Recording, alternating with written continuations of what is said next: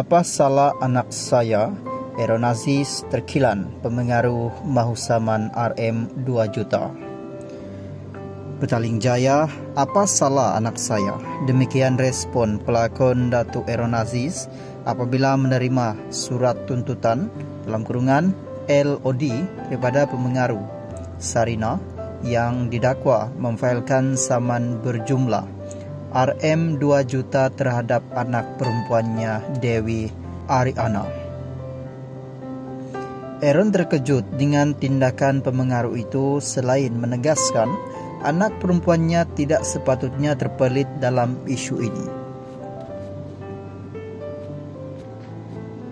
Semalam saya terima satu LOD yang mengejutkan, iaitu pihak Sarina mahu menyaman anak saya sebanyak RM 2 juta. Apa salah anak saya?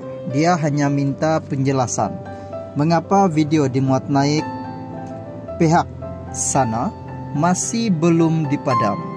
Itu sahaja dan bukan satu jenayah. Bahkan anak saya tidak maki atau kutuk.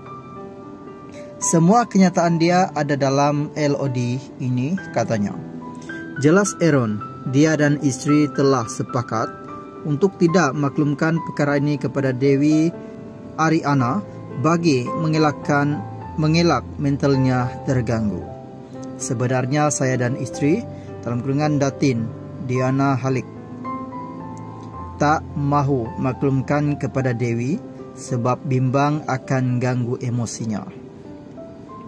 Dalam pada itu, Aaron terkilan kerana tindakan pemengaruh itu menyebarkan sudah tiada jalan untuk berbaik sekaligus memberikan kesan kepada kerjaya dan emosi anaknya.